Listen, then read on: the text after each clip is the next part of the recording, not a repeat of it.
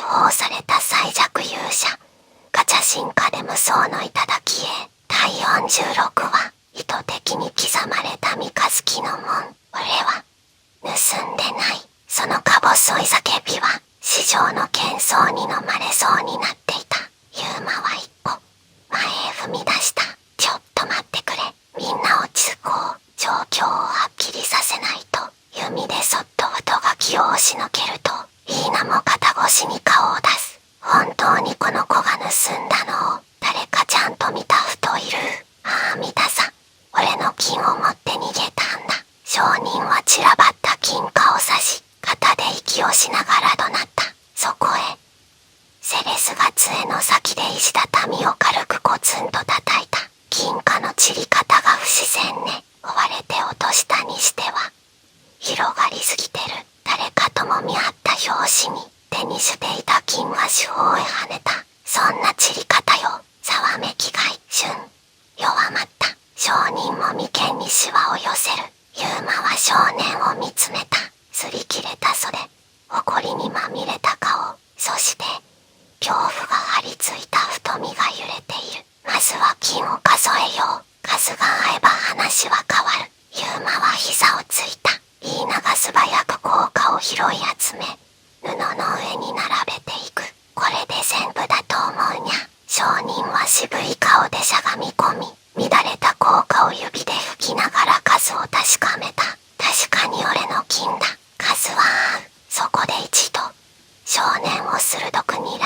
だがな、お前が抱えてた袋の口から金貨が見えたんだ。こんな身なりのガキが金貨なんて持ってるはずがない。少年は唇を噛み、何かを言いかけたが声にならなかった。ただ目が必死に助けを求めている。ユーマは膝を折り目線を合わせる。落ち着いて、もう追われていないよ。ゆっくりでいい。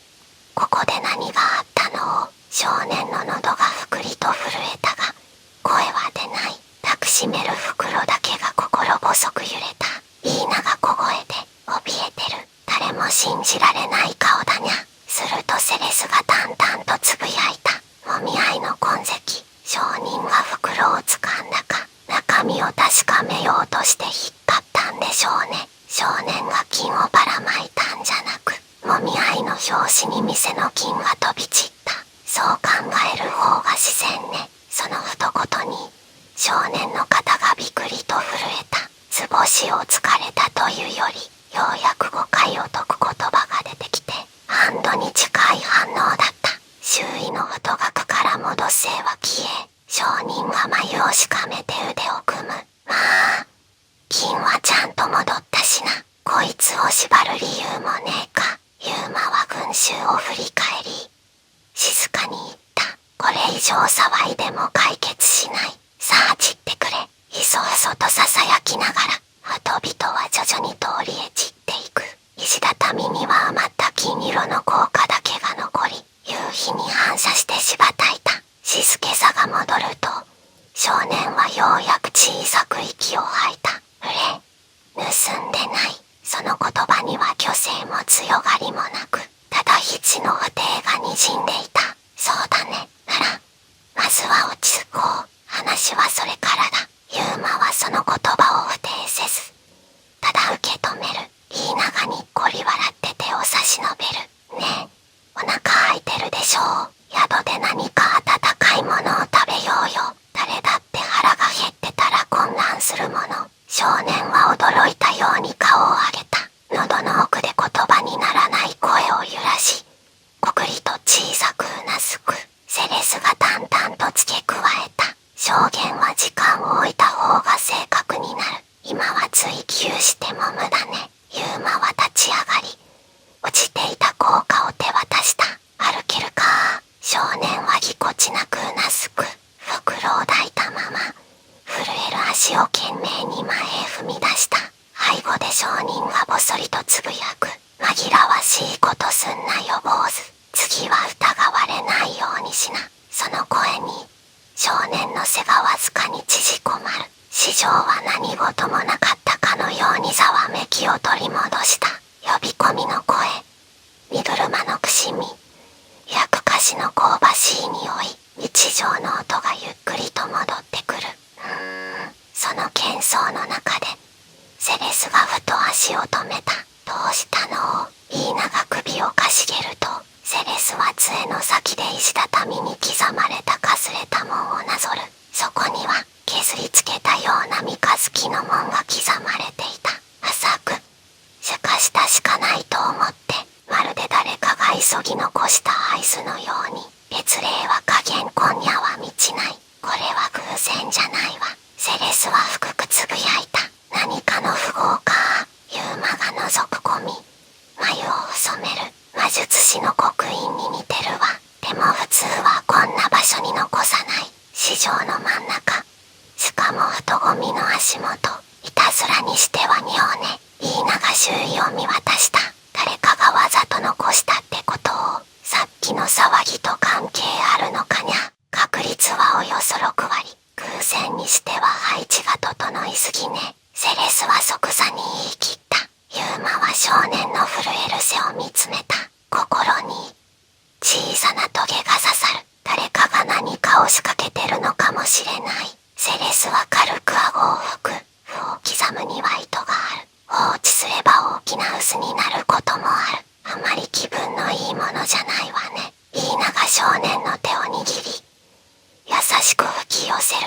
もう大丈夫にゃ。宿に行って温かいご飯を食べようね。セレスは最後に石畳を一別し、小さな三日月を睨みつけたが、何も言わずかかとを返した。宿や青い山猫邸の扉を押すと、炉端の肉の香ばしい匂い、湯気を上げるビール、旅人たちの笑い声、すべてが少年を包み込んだ。4人は窓際の宅に案内され、おかみが手際よく山盛りのシチューと焼くたてのパンを運んでくる。遠慮しないで食べてにゃ。イーナが笑顔で促す。少年は一度だけこちらを伺うと、恐る恐るスプーンを口へ運んだ。シチューが喉を通った途端、目を見開き、ガツガツと食べ始める。パンをちぎっては頬張り、あっという間に皿を空にした。ユーマはその様子に目を細め、追加の料理を頼む。遠慮しなくていいぞ。まだあるからな。少年は口元を拭い、少し照れた笑みを浮かべた。さっきまで怯えの色を浮かべていた顔が、食欲に引っ張られるように和らいでいった。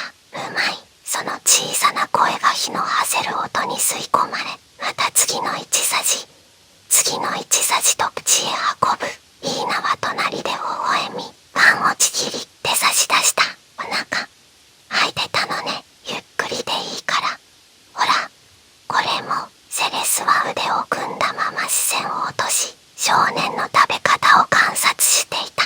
計算がいいね。もう少し怯えているかと思ったのに、ユーマが苦笑を浮かべる。空腹には勝てなかった。ってことだろ。空気が和らぐのを感じ、イーナが優しく問いかける。名前を聞いてもいいかにゃ。エルム君ね。どこから来たの？少年は指で卓をなぞり、少し考えてから小さく答えた。ペタモンの外れ、妹と2人で暮らしてる。セレスが眉を細める。保護者はいないの？いないきょね。病でと彼は言葉を切り、握った拳を膝の上で震わせた。イーナが静かに背をさすり、声を落とした。それで、妹さんは元気？エルムは首を横に振る。ずっと熱が下がらないんだ。薬を買いたくてもどうしていいかわからなくて、卓上に一瞬の沈黙が落ちた。ユーマは落ち着いた口調で言う。そっか、焦らなくていいよ。よし明日、妹さんに会いに行こう。俺たちで手助けできるかもしれない。少年の瞳が揺れ、ほんの少し緩んだ。本当？イーナが笑顔を見せる。もちろん、本当にや。セレスも腕を組み、ゆっくりとうなずいた。話を聞くだけじゃなく、状況も見ないと。ペタモンの外れね。覚えたわ。その時、セレスの視線がエルムの膝の上の補丁に止まる。固く結ばれた岸から、革紐の隙間、金貨が1枚、いていた。エルムは慌てて袋を抱き寄せる。ユーマが柔らかい声をかける。それ、大事なものなんだな。エルムは一瞬ためらい、膝の上で袋を撫でた。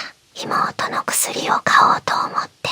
そしたら、あの店で言葉が途切れ、少年の肩が小さく震える。続く。次回。第47話、魔族との関